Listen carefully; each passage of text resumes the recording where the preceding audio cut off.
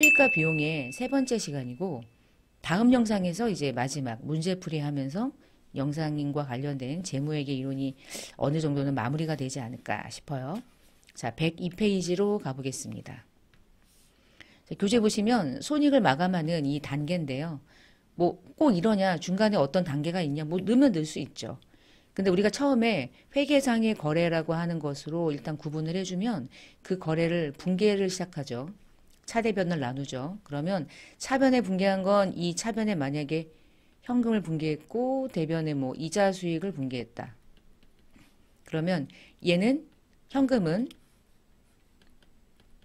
현금이라는 T자 장부에 차변의 현금을 10원을 분계했으니까 차변에 10원이 붙는 거고, 이자 수익이 대변에 분계됐으니까 대변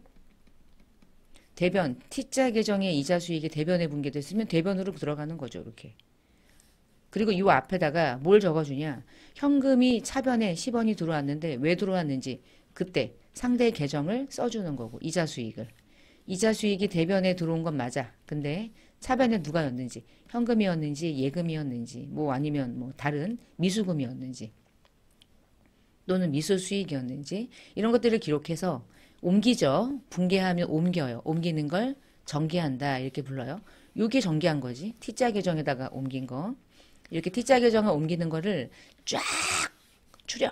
그래가지고 나중에 여러분이 프로그램에 들어가시면 얘네들을 한 번에 총계정 원장에서 현금이 들어오고 나가서 잔액이 얼마인지 이런 것들을 모든 계정별로 볼 수 있는 장부가 되는 거고, 전기를 하면 이제 차대변에 모든 계정 과목을 망라해서 시산표가 만들어지는데, 결산 수정 분계하기 전은 수정 전 시산표, 결산 수정 분계를 하고 나면 수정 후 시산표, 그리고 나서 이 수정 후 시산표가 이제 확정된 거거든요.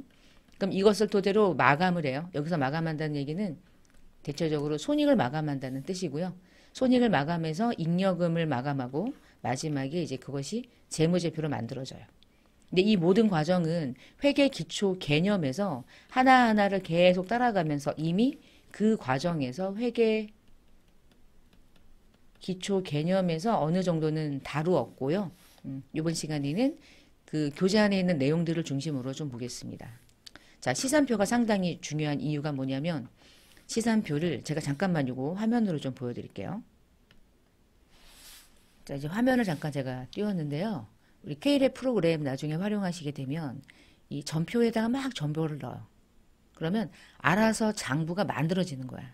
우리가 T자 계정에다가 막 집어넣고 반영하고 마감하고 이런 모든 작업들은 이제 나중에 지금은 현재 어느 기업이나 손으로 장부를 마감하는 기업은 없어요. 아무리 코딱지만한 기업도 다 싼 프로그램도 다 쓰니까 뭐 한 6만 원, 10만 원짜리도 있거든요.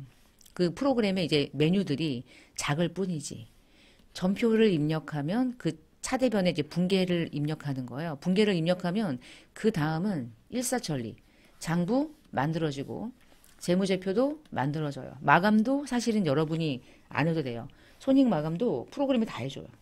그러니까 뭐 프로그램 쓰는 거죠. 자, 이때 이 시산표가 상당히 중요하거든요. 이 시산표를 객관식 이론으로 많이 출제를 좀 하는 편이에요. 그래서 시산표를 한번 제가 열어보니까 이렇게 생겼어요. 지금 이렇게 닫아놓고 이쪽에 이렇게 열어보면 시산표는 눈으로 보면 이게 이해가 되는데 눈으로 한 번도 안 봤다. 그럼 와닿지가 않아요. 시산표는. 그래서 제가 아무리 말로 떠들어도 이게 이해가 안 될 것 같아서 프로그램을 제가 이렇게 띄웠어요. 자, 보시면은 1년 동안 현금은 기초에 있었던 게 넘어오잖아. 그러니까 이런 거지 뭐. 현금은 이렇게 이제 T자 계정이 존재하고 현금은 전년도에 기초 잔액이 있었을 거야. 그리고 이번 연도에 현금이 계속 들어오면 차변에 잡혀. 그리고 현금이 나가면 대변에 막 잡히겠죠. 그래서 기말이 되면 이 중에 이만큼 썼으니까 얼마가 남았는지를 T자 계정에서는 이 기말 잔액이 얼마라고 이쪽에다가 기입을 할 뿐이지. 그래서 제가 늘 얘기하는 게 현금은 자산인데 자산이 남아있다면, 돈이 남아있다면 그 돈이 대변에 잔액이 있다는 거예요. 차변에 잔액이 있다는 거예요. 차변이 이만큼 많다는 거잖아. 많은데 T자 계정으로 마감할 때는 기초 더하기 들어온 거, 나간 거 빼면 기말이라는 걸 마감을 하는 행위죠. 행위. 그래서 아 이게 기말 잔액이 이만큼 남았구나를 표시하는 거지 현금은 대변에 기말 잔액이 이만큼 있습니다라고 오해하시면 안 되는 거야. T자 계정은 항상. 그래서 마감을 할 뿐이야. 마감. 기말에 남았다 이렇게 서로 얘기하는 거죠. 딱딱해서 금액이 똑 떨어지는 걸 보면 좋잖아. 계산기로 딱딱딱딱 이렇게 더하고 빼면 예 이런 식으로 좋잖아요. 편하게. T자 계정은 그런 식의 용어예요. 자 그러면 이렇게 T자 계정의 장부들을 다 모아서 시산표라는 양식에다가 다 망라하는 거예요. 쭉 보시면 유동자산에 당좌자산 해가지고 쫙 있죠. 그리고 두 번째 재고자산 해가지고 쫙 붙는 거야. 이런 식으로. 모든 계정 과목이 예외 없이 한 번이라도 분괴라는 걸 했었다. 한 번만이라도 사용한 적이 있다. 그러면 이 시산표라는 장부에 다 들어와. 그래서 시산표를 열면 내가 1년 동안 사용한 한 번이라도 사용했던 계정 과목이라면 무조건 예외 없이 다 들어오는 거예요. 그럼 이제 보세요. 현금을 가지고 얘기 좀 해볼게요. 현금이 차변의 합계가 7억이에요. 대변의 합계가 6억 7천이래요. 이 얘기는 현금이 차변에 원래 있었던 기초와 현금이 들어왔던 모든 돈의 합이 7억이었는데 대변이란 얘기는 현금이 나갔다는 얘기잖아. 6억 7천3백만 원이 나갔다. 그러면 한 3천 안 되겠네요. 2천 얼마는 어떻게 된 거죠? 잔액이죠. 그 잔액은 어디에 잔액이 있다는 걸 있어. 어디에 잔액이. 차변이겠지. 그러니까 차변 잔액에 여기 지금 2,600 얼마 써 있잖아요.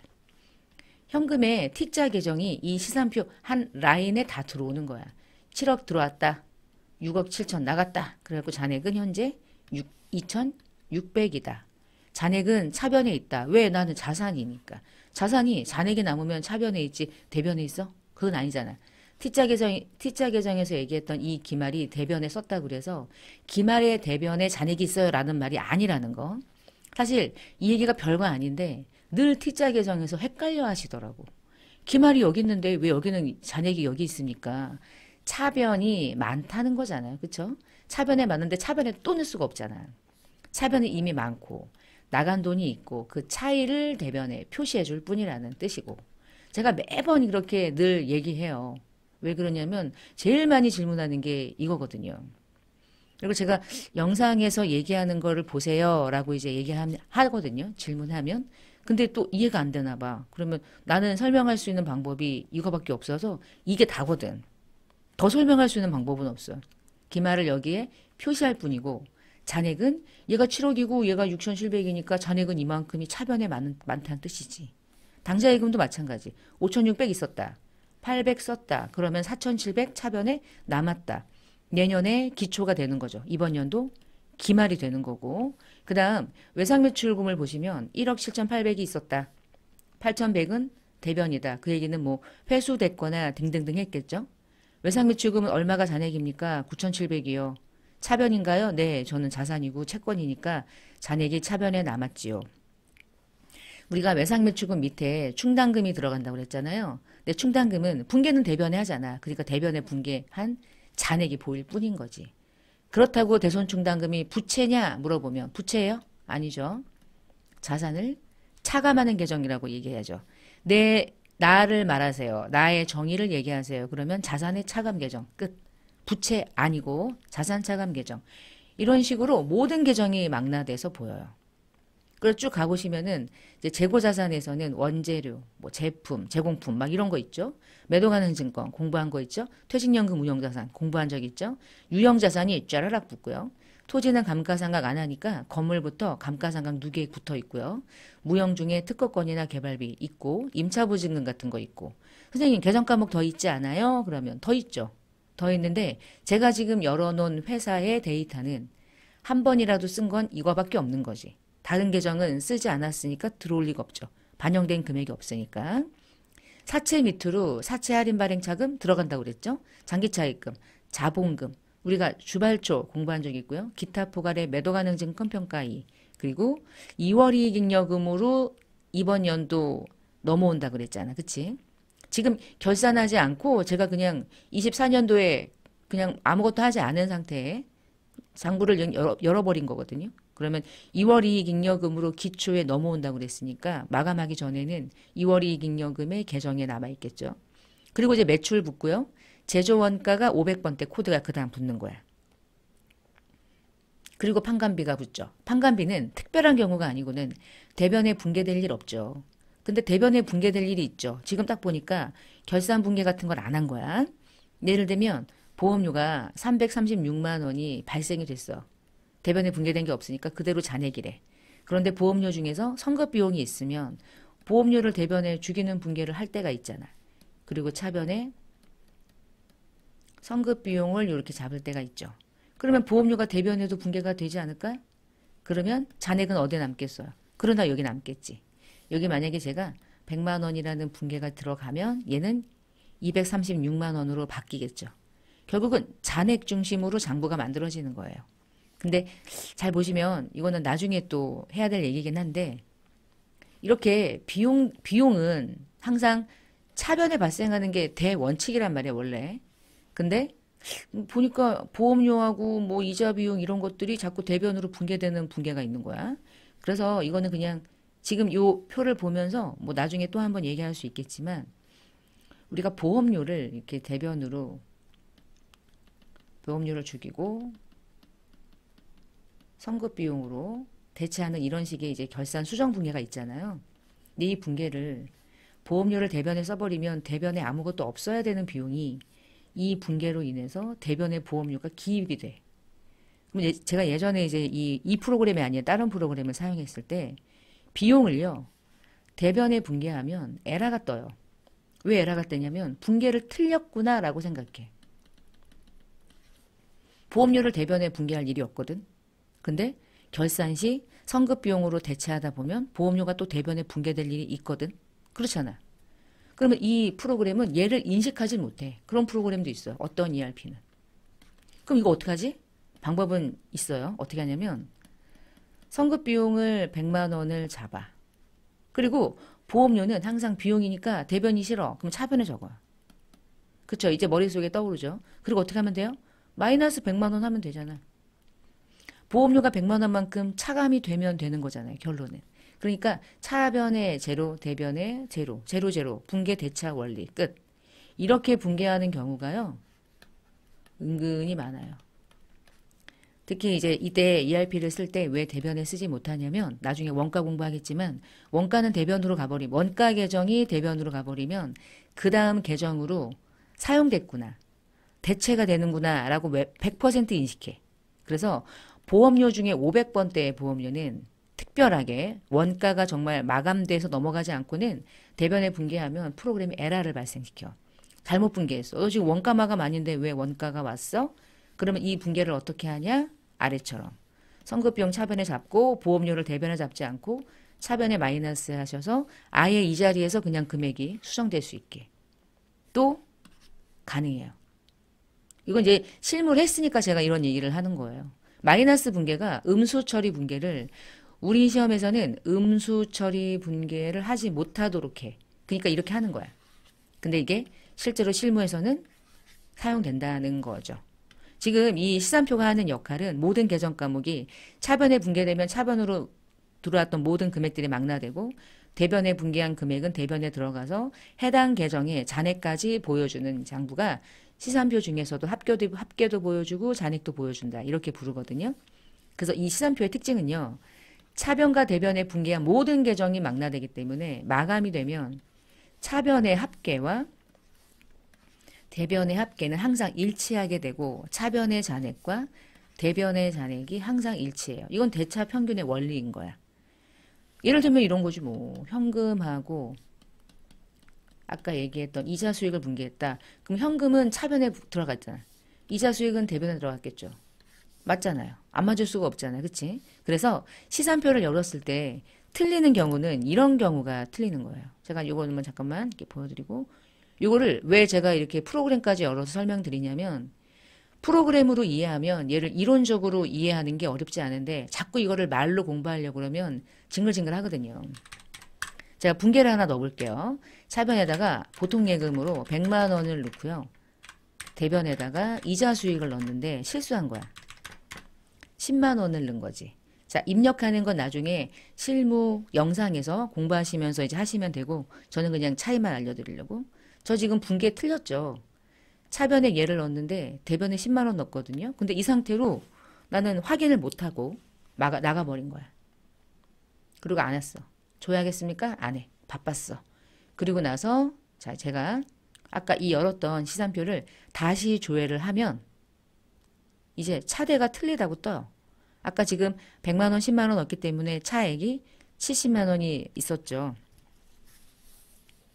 이제 프로그램을 설명하려는 게 아니라 시산표를 띄우면 만약에 차변과 대변의 계정 과목까지는 찾을 수 없지만 금액이 잘못 들어갔을 때는 반드시 그 금액의 차이가 난다는 걸 찾아줘요. 대차가 안 맞으면 시산표에서 그걸 100% 찾아주는 기능을 가지고 있어요. 그게 시산표가 하는 아주 큰 역할 중에 하나예요. 이때 차액을 찾아가지고 확인하면 되겠죠? 그 돈 나중에 실무에서 하시면 되고. 그래서 여러분 시산표가 하는 역할 중에 하나가 뭐냐면 차대가 틀렸을 때 확인해준다. 자, 이제 시산표와 관련된 설명을 잠깐 보겠습니다. 특정 시점을 기준으로 차변과 대변의 합계가 일치하는지를 확인해주는 양식을 우리가 시산표 이렇게 부릅니다. 시산표는 차변, 대변 일치하는지를 확인해주고요. 그때 이 시산표상에 있는 모든 계정들 중에서 딱 열어서 얘를 열어서 12월 말일까지 조회했는데 차대가 떠. 이 차대가 조회되는 걸 확인해 주는 거죠. 자, 그 다음에 안 보고. 그럼 이 시산표에서 보니까 자산이 쫙 있잖아. 그리고 이제 부채가 막 들어와요. 그리고 막 자본까지 있죠. 그리고 그 다음에 이제 원가가 들어오면서 매출이 들어오고 이제 모든 비용이 다 들어와. 영업의 수익, 영업의 비용까지 지금 다 들어왔죠. 그럼 이 중에서 이 망라되어 있는 계정 중에 모든 분계가 다 들어갔다고 하면 이제 이 중에서 자산에 있는 것들과 부채가 있는 것들과 자본에 있는 것들 이것들을 떼어내가지고 이제 어디로 가냐. 얘는 이제 BS로 가는 거고 수익과 비용을 떼어가지고 얘는 어디로 가냐. 이제 IS로 가는 과정을 거치는 거야. 그러니까 얘가 틀리면 맞을 수가 없죠. 그쵸? 근데 시산표가 맞으려면 뭐를 잘해야 돼? 장부를 잘 만들어야 되고 장부를 잘 만들려면 분계를 잘해야겠지. 이게 안 틀리면 다 맞는 거고 이게 틀리면 다 틀리는 거고. 그래서 지금 위에 보시면 이 중에 수익하고 비용을 분리하면 얘가 되고요. 자산, 부채, 자본을 분리해서 일정 시점으로 만들면 그게 재무상태표가 되는 거야. 시산표에서 가장 핵심은 뭐냐면 차변과 대변이 항상 일치해야 되고 결산, 수정, 분계를 하기 전에 먼저 열어서 보는 걸 우리가 수정하기 전에 시산표라고 불러요. 방금 전에 보셨던 이 시산표는 보험료 중에 기간이 미경과된 걸 선급비용으로 대체하거나 아니면 뭐 상품을 마감하거나 원재료를 마감하거나 재고자산을 마감하거나 결산이라는 걸 하기 전이거든요. 그래서 결산하기 전에 시산표는 수정 전, 그 다음에 기말 수정 분계가 많잖아. 그런 것들이 반영되면 수정 후 이렇게 불러요. 자, 그 다음에 수정하기 전에 결산을 하기 전에 수정 전 시산표는 당해 년도 손익계산서에서 당기순이익이 얼마가 나와야 그 당기순이익을 BS 2월 이익 잉여금에 추가해서 넘겨주는 걸로 재무제표가 마감되잖아. 그래서 우리가 재무제표를 마감할 때 손익계산서랑 재무상태표 중에 누가 가장 먼저 선행돼야 됩니까? 당연히 얘거죠. 여기에서 당기순이익이 나오지 않으면 BS상의 자본 계정인 2월 이익 잉여금에 넘기지를 못하지. 모르니까 얘가 없어. 이게 넘어와야 돼. 그치? 근데 요 사이에서 2월 이익 잉여금 처분 계산서를 이제 만들었다가 이제 가는 거고, 사실은. 근데 어쨌거나 손익계산서랑 BS 중에 누가 먼저입니까? 항상 손익계산서거든요. 그런데 지금 시산표 자체는 당기순이익을 마감하거나 이런 절차가 아니라 그냥 모든 계정을 총 망라해 놓은 그냥 표딱지거든요. 그러면 생각해봐요. 당기순이익이 이익잉여금으로 대체가 되기 전이죠. 수정 전. 그러면 대체가 되기 전이라는 얘기는 지금 현재 당기순이익이 반영되지 않았다면 이 시산표상에 있는 자본은 기초에 넘어온 자본으로 유지되어 있는 거예요. 모든 게 다 반영된 기말자본이란 얘기인 거예요. 그치? 기말은 당기순이익이 넘어와야 진짜 기말 잔액이 되는 거야. 그래서 수정 전 시산표에 있는 자본은 항상 어느 자본이냐? 그러면 기초에 원래 넘어왔던 거. 그러면 기말 자본은 어떻게 되냐? 당기순이익이 마감돼서 넘어와야 그때야 비로소 기말 자본이 되는 거야. 당기순이익 마감해서 넘겨줘. 그래야 기말이야. 당기순이익이라는 게 마감되거나 손익계산서가 마감이 안 되면 여전히 자본은 기초자본에 머물러 있는 거죠. 이런 거죠. 우리가 회계기초 개념에서 기초의 자본이 100이 있었다. 근데 당기순이익을 마감해 보니까 손익이 50이다. 당기순이익이. 그러면 기말연재 내 자본은 150이다. 이게 마감이 안 되면 얘를 알 수 없어. 그럼 이게 마감이 안 됐다는 얘기는 아무리 장부를 열어도 자본은 계속 얘로 걸려 있겠지. 기초자본. 요거 생각하셔야 돼요. 이 기초자본이 무슨 말인지가 이제 산식으로 가는 거예요. 방금 전에 이 시산표를 현금은 차변 잔액이고 비용도 차변에 있으니까 차변에 있는 것들은 이렇게 차변으로 넣어보고요. 대변에 있는 것들은 대변으로 한번 제가 이렇게 T자 계정으로 한번 만들어 본 건데 손익이라는 걸 마감하기 전 시산표를 띄웠을 때 예를 들어서 현금이 있고 대여금이 있어. 근데 이거는 그냥 기말에 남아있는 현금 잔액이잖아. 그래서 얘네들은 자산은 그냥 기말 자산이라고 부르면 돼요. 비용은 기말이라는 말이 필요 없죠. 1년간의 비용의 총계죠. 이금에. 그래서 차변의 잔액이 뭐 1100이었다. 근데 대변에 차입금이 160이다. 기말에 안 갚았다. 그러면 이거는 그냥 그 자체가 기말 부채. 근데 이 자본금이 뭐냐 이거지. 이 자본금은 당기순이익이 마감돼서 자본 계정으로 넘어오기 직전이죠. 그러니까 얘는 여전히 기초자본의 상태로 있는 거고 매출, 임대료, 이자 수익 전부 다 수익이죠. 수익인데 지금 기말 수익 이렇게 말하면 안 되죠. 1년 동안 번 토탈 금액이 수익이란 뜻인 거잖아. 그러면 이 중에 이 전체 시산표 중에 이 금액과 이 금액이 일치한다는 얘기는 이 금액이 계산되는 산식을 말해주세요. 그러면 기말의 자산과 비용을 더한 금액이 1100이란 얘기고 오른쪽에 대변에 있는 금액은 기말 부채와 1년 동안의 총 수익과 자본도 기말입니까?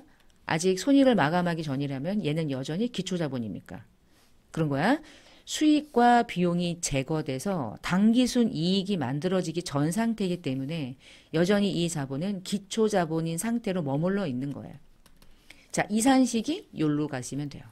수정전 시산표라고 얘기하면 기말자산 더하기 당기비용이 1100인데는 이퀄 기말부채와 당기수익과 기초자본이 들어갔을 때 합계가 일치한다.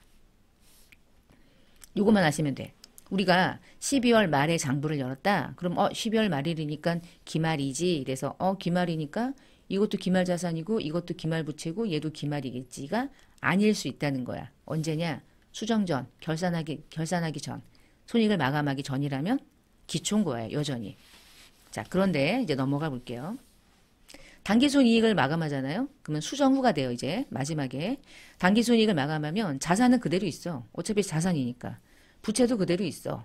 근데 아까 기초의 자본금은 500이 있었죠. 근데 손익을 마감해 보니까 당기순이익이 손익을 마감하면 수익과 비용을 손익으로 마감해.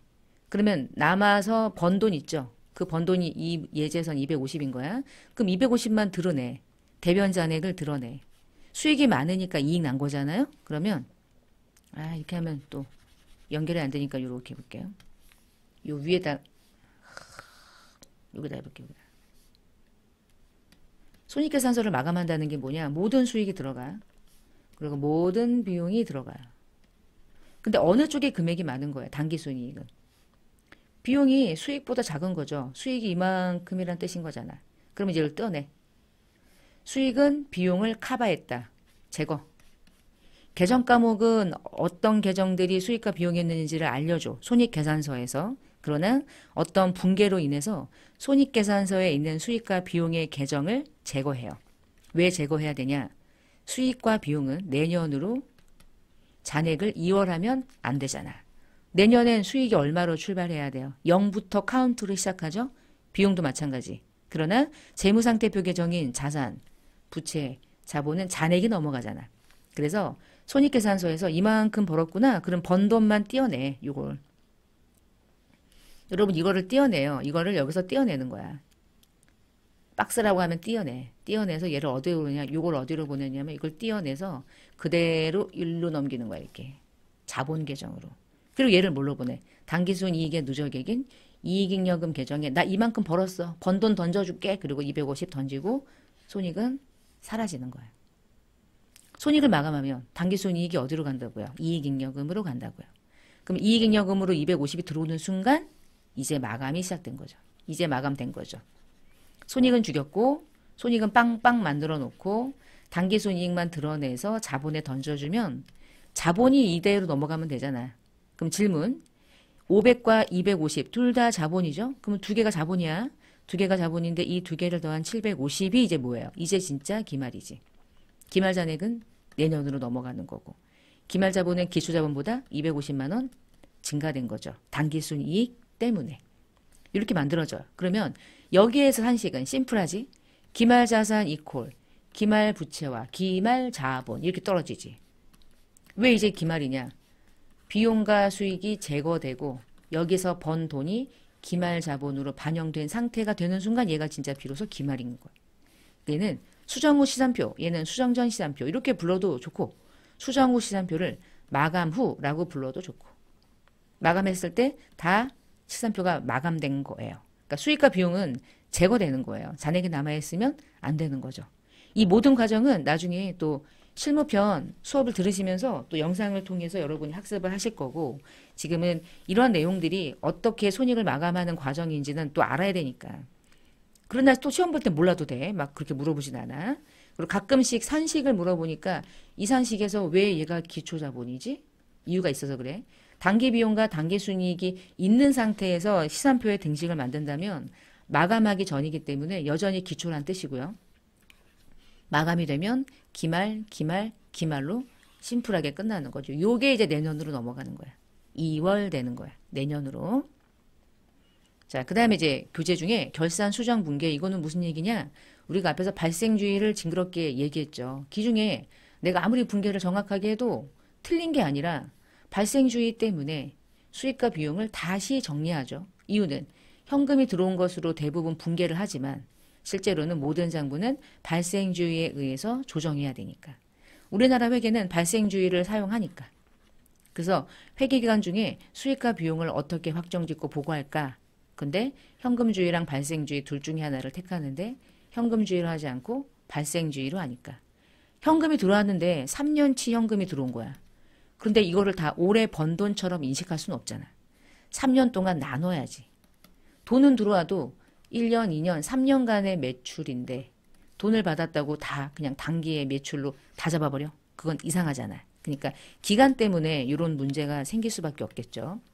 그래서 앞에서 현금주의, 발생주의 이렇게 많이 얘기했던 거예요. 우리가 막 성급비용 얘기하고 미소수익 얘기하고 선수수익 얘기하고 미지급비용 얘기하고 했던 것들이 전부 다 발생주의였죠. 일반 기업 회계 기준에서는 현금주의를 인정하지 않는다. 우리는 발생주의에 의해서 이미 앞에서 얘기했던 거니까 한번 읽어보시면 될 것 같고 나중에 이제 실제 프로그램 들어가서 손익을 마감하는 예제를 푸실 때 결산 때 수정사항이 만들어지면 결산 수정사항은 아주 다양한 것들이 존재하는데 이미 앞에서 공부했던 것들이에요. 예를 들면 관련 챕터 중에 당좌 자산에서 우리가 공부했던 것들이 뭐가 있었냐면 손익을 이연시키는 선급비용 잡는 거, 미수수익 잡는 거, 그리고 소모품, 미사용 자산 잡는 거. 근데 그것을 이제 당좌라고도 하고 뭐 재고라고도 하고 그때그때 다르고요. 그 다음에 아래 내려가면 채권에 대해서 대손충당금 설정하는 거 공부했었죠. 그 다음에 유가증권, 매도가능증권도 되고 단기매매증권도 되고 기말공정가치 평가하는 거, 외화자산, 외화부채, 기말환율 변동사항 평가하는 거, 현금가부족, 가지급금 막 이런 거 정리해서 잡손실 잡이익 떠는 거, 선납시금 죽이고 법인세로 대체하고 나머지는 미지급세금으로 잡아주는 거 이런 거 다 한 거잖아. 그 다음 유동부채 중에서 선수수익 잡거나 미지급비용 잡는 거 다 발생주의 때문에 하는 거였죠. 그리고 재고자산에서 제일 중요한 건 기말 재고자산이 얼마야에 따라서 매출원가가 구해지죠. 그리고 감모와 평가도 다 기말에 결산 수정사항이라는 과정을 통해서 하는 거고요. 그 다음에 유형과 무형자산은 항상 감가상각이라는 걸 하죠. 비유동 중에는 퇴직급여 충당부채 설정하는 거 있었죠. 대손충당금하고 유사있죠. 보충법. 장기였는데 내년으로 만기가 도래되면 유동대체했던 것도 했었죠. 다 했죠. 자, 이게 각각의 챕터마다 결산 사항들이 다 이 안에 녹아 있었던 거야. 이 중에 무엇이 나올지 우리는 모르겠지만 결산은 가장 중요하다. 내가 분계를 틀려서 하는 게 아니었잖아. 이미 했던 내용들을 토대로 마감을 하거나 예상을 하거나 감가를 하거나 결산에 마감하거나 소모품과 관련해 정리하거나 발생주의 때문에 대체하거나 이런 개념들이었고 성급 비용과 선수 수익은 내년으로 넘기는 거고요. 미수 수익과 미지급 비용은 발생시키는 거라고 그랬죠. 두 개 짝지어서도 종종 물어보니까 잘 정리해 놓으면 좋겠네요. 이건.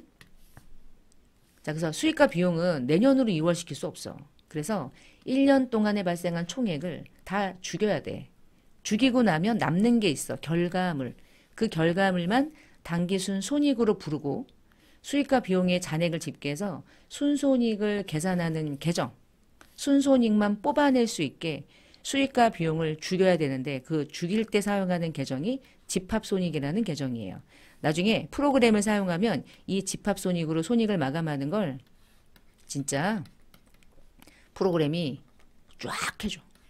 그래서 어느 누구도 손익을 마감하는 분계를 어느 누구도 하지 않아요. 지가 해. 프로그램이. 버튼 하나로. 그러니까 프로그램은 엄청 좋다. 근데 뭐 알고는 있어야 될 거 아니야. 돌리긴 돌리는데 이게 뭔지 모르면 안 되니까. 결산을 할 때 모든 수익은 집합손익의 계정 중에서 차변으로 가고 모든 비용은 뭐 대변으로 간다. 그래서 당기순 손익만 집합손익이 남는다. 그럼 마지막에 당기순 손익에 있는 집합손익의 계정을 자본의 계정에 있는 이익잉여금으로 넘긴다. 그리고 나서 이익잉여금으로 다 가니까 손익계정은 잔액이 사라진다. 2월 잔액이 없다. 자, 이게 무슨 얘기인지 알아야 되겠죠. 자, 뒷페이지로 가볼게요. 손익을 마감하는 방법은요.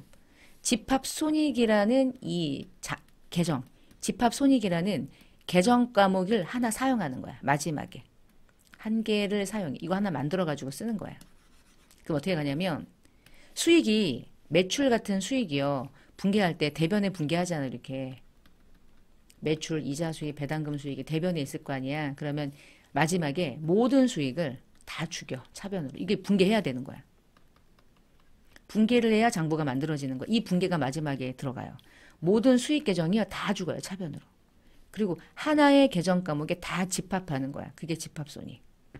그러면 집합손익이라는 T자 계정이 또 생기지? 보세요.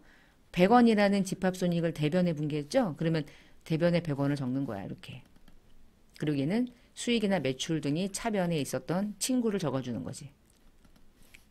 그 다음 비용은 1년 내내 차변에 분계했을 거 아니야. 그러면 그걸 다 죽여.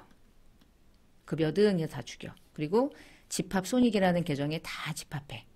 그러면 집합손익을 차변에 분계했으니까 집합손익 차변에 이 70원이 들어오는 거예요. 들어왔죠? 그럼 이제 마지막 마감합니다. 마감을 어떻게 하냐면 대변이 100이네. 그치? 그리고 얘가 70이야. 그럼 얼마가 뜨죠? 집합손익이라는 계정에 차변에 30이 뜨잖아요. 근데 그 30을 남겨놓으면 집합손익이라는 계정이 내년으로 2월 되면 안 되잖아. 그러니까 마지막에 어떻게 분계하냐면 집합손익 차변에 30원을 마감하는 거야. 내가 집합손익 차변에 30원 하는 순간 집합손익이라는 차변에 30원을 이렇게 들어갈 거 아니야. 그럼 얘가 100이고 얘가 100이고 잔액이 없죠? 사라지는 거야. 그리고 이 30원을 어디로 던져주고 나는 끝나냐. BS 자본 계정인 이익잉여금 계정에 던져주는 거죠. 그래서 계정 과목이 여기는 이제 이익잉여금이라고 적어놨지만 사실은 이제 여기다가 미처분 이익잉여금. 이번 연도 기말에 처분하기 전 상태. 얘를 이익잉여금으로 넘겨주면 모든 게 끝나는 거예요. 이게 이 분계가 모든 분계의 끝이야. 이게 끝이야. 진짜 끝은 이거야. 막 기말재고 마감하고 이런 거 있죠? 그거는 이 마지막 손익을 마감하기 직전 상태. 그거는 결산수정 분계. 얘는 손익 마감 분계. 손익 마감을 해야 진짜 재무제표가 확정되면서 이게 끝이에요. 이것이 진짜 끝. 더 이상의 분계는 넣으면 안 돼. 끝났거든. 그래서 집합손익이라는 계정의 잔액을 마지막에 마감하면서 그 계정을 이익잉여금이라는 계정에 집어넣어주면 BS상에 이익잉여금 자리에 30원이 달라붙겠죠. 그러면서 BS는 얘를 받아서 내년으로 넘어가고 손익계산서는 이 자체로 종결되는 거예요. 얘가 이렇게 보일 뿐이지 이렇게. 그래서 우리가 수익이 대변, 비용이 차변, 손익이라는 계정을 확인하면 이렇게 이해할 수 있는 거고 이 분계를 여러분에게 하라고는 안 해. 근데 이제 알고 있어야 되는 거죠. 우리가 뭐 회계라는 공부를 뭐 엄청난 자격증은 아니라 할지라도 손익을 마감한다는 게 무슨 얘기인지 들어는 봐야 되니까 이 분계를 여러분이 직접 한다는 것은 아니라 모든 수익을 제거하는 일이 마지막에 들어가는구나. 모든 비용을 제거하는구나. 그래야 잔액이 없어질 거 아니야. 그런데 집합손익이라는 계정으로 마감하다 보니까 집합손익도 100원이 들어왔는데 70원이 들어오면 30원이 뜨잖아. 그러면 또 집합손익으로 마감해서 집합손익 잔액을 제거하고 그 마지막에 집합손익에서 마감했을 때 떴던 그 30원이 당기순이익이거든. 그 당기순이익을 BS 계정으로 대체시켜주고 나는 끝나는 거야. 나는 불태운다. 그게 집합손익, 손익마감입니다. 자, 이렇게 해서 우리가 102페이지부터 손익 마감하는 과정을 좀 봤습니다. 지금 이번 시간에 우리가 공부했던 내용 중에서 궁금하다. 뭐가 시험에 나오냐? 그럼 이 중에 시험에 나오는 거는 시산표, 가끔 등식, 그리고 재무제표를 마감하는 순서, 결산을 하기 전이면 수정 전 시산표, 결산하고 나면 수정 후 시산표, 이 과정, 요 순서, 뭐 요 정도? 손익을 마감하는 건 시험에 안 나오더라고. 요 정도까지 이해하시면 되겠습니다. 자, 이번 영상 여기서 마치고 다음 영상에서 이제 문제풀이 같이 해보면 되겠죠. 자, 그럼 마치겠습니다.